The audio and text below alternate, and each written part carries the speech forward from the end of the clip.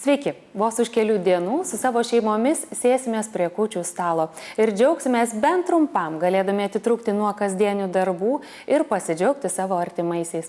Juk buvimas šeimoje, bendruomenėje yra tai, kas mus palaiko einant gyvenimo keliu. Deja, ne visi, net per gražiausias metų šventes, gali pabūti mylimų ir artimų žmonių draugijoje. Šiandien laidoje arčiau mūsų kaip tik ir kalbėsimės apie tai, ką ruošiasi daryti valstybė, kad kuo daugiau globos namuose gyvenančių vaikų ir negalią turinčių žmonių būtų priimti į juos mylinčias šeimas ar bendruomenės. Tradiciškai klausime ir jūsų nuomonės, o aktyviausius žiūrovus už teisingus atsakymus apdovanosime prizais. Visa tai šiek tiek vėliau. O dabar kviečiu žiūrėti siužetą apie tai, kaip Lietuvoje institucinė globos pertvarka vertina ir kokiems jo žingsniams yra pasiruošusios Lietuvos savivaldybės ir juose gyvuojančios bendruomenės.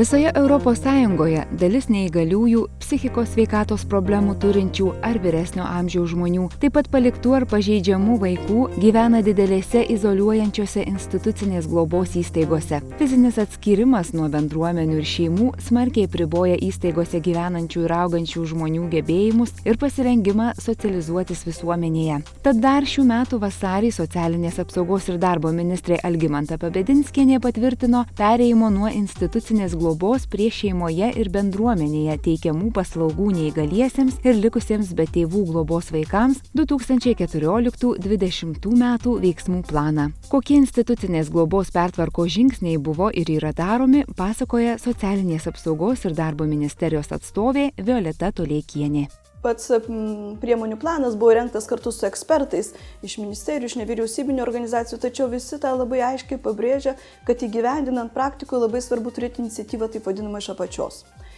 Nes valiniu būdu primesti vienokį ir kitokį veiksmą iš tikrųjų labai lėtai eina, turi didelį pasipriešinimą. Tai buvo nuspręsta, kad iš tikrųjų norim atsiklausti savivaldybių, regionų, ar jie norėtų dalyvauti tose pertvarkos procesuose, kokią jie motyvaciją vidinę turi.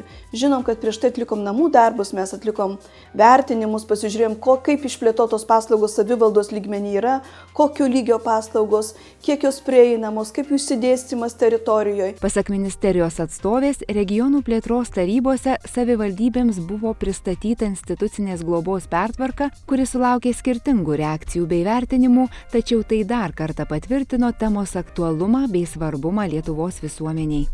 Ir gali atrodyti, kad nesusilaukė didelio pasipriešinimo ar dar ką nors. Bet tai tikrai buvo karšta turinio diskusija. Mes keliavom su ministre daugelį iš jų. Tai matai, kad žmonės ne vieną kartą prie tos temos grįžo. Ir vėlgi tada matosi, ir kai pasižiūrim tuos žemėlapius, kur analizę turim tų paslaugų išsidėstymą, tai matom tose savivaldybėse ir yra daugiau būtent tų bendruomeninių paslaugų. Tų paslaugų, kurios leidžia tiek žmogui su negalia gyventi pakankamai savarankiškai bendruomeniai su pagalba, tiek jų šeimos nariams leidžia dalyvauti darbo rinkoje. Tai yra, tėvai nebeturi aukoti savo gyvenimą vaikams, kurie niekada neužaugs. Pasak socialinės apriepties departamento direktorės Violetos Toleikienės, siekiant sėkmingos institucinės globos pertvarkos, svarbu į šį procesą įtraukti nevyriausybinės organizacijas, vietos bendruomenės, interesų grupės. Tai leis iš arčiau pažinti tikslinių grupių poreikius. Norim šitoj pertvarkoj, kad atsigręžtumėm į žmogų, jo individualius poreikius. Kas jam yra geriausia, kaip jis galėtų geriausiai save išreikšti. Mes labai akcentuojam negalę. Negali. Yra tokia ir tokia negalia ir dėl to jau jis nieko negali. Bet gal pažiūrėkim, kiek jis daug gali. Kadaise Albertas Einšteinas yra pasakęs, sunkumuose visada slypi galimybės.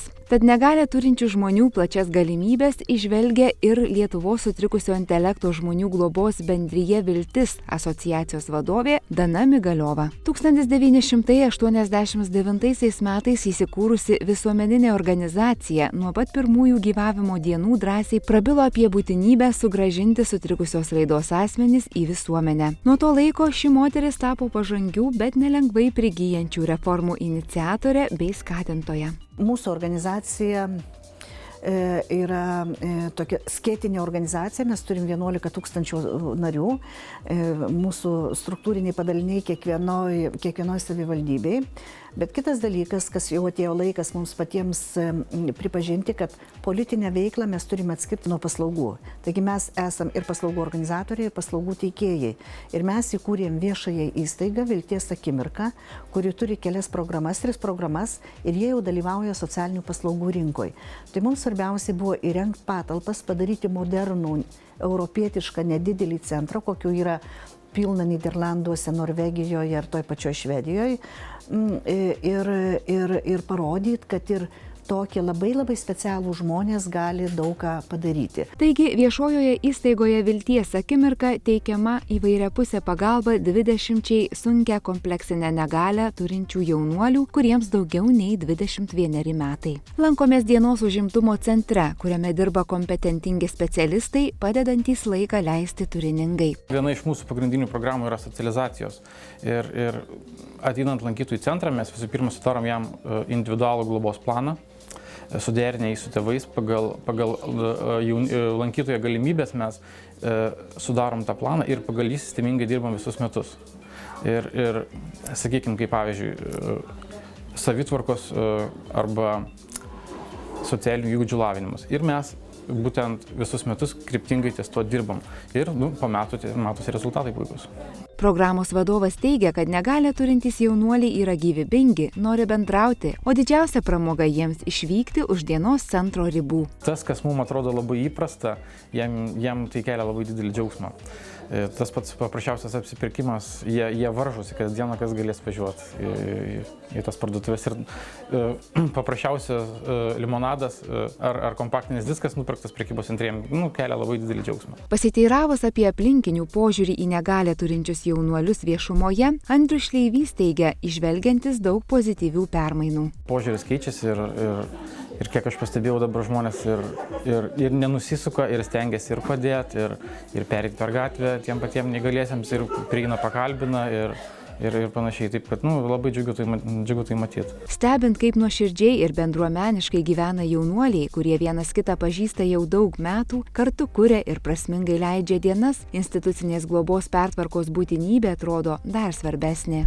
Mūsų tokie centrai nedideli, dienos socialinės globos įstaigos, dienos užimtumo centrai, paramos šeimai centrai, tai ir yra tas praktinis parodymas, kaip galima organizuoti pagalbą.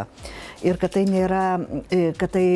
nėra labai brangu, tai yra labai efektyvu, tėvai jaučiasi gerai, tėvai gali dirbti, mažėja pašalpų gavėjų, bet svarbiausias dalykas, mes jau kalbam apie neįgalaus žmogaus teisės, kaip žmogaus teisės. Pasak Danos Migaliovos, ne tik visuomenė, bet ir valstybė prisiėmė įsipareigojimą gerinti šių žmonių ir jų šeimos narių gyvenimo kokybę. Tad belieka tikėtis įvairių visuomenės grupių pagalbos, kad tai taptų realybė. 2010 metais Lietuva ratifikavo Jungtinių tautų neįgaliųjų teisių konvenciją ir fakultatyvų protokolą be jokių išlygų.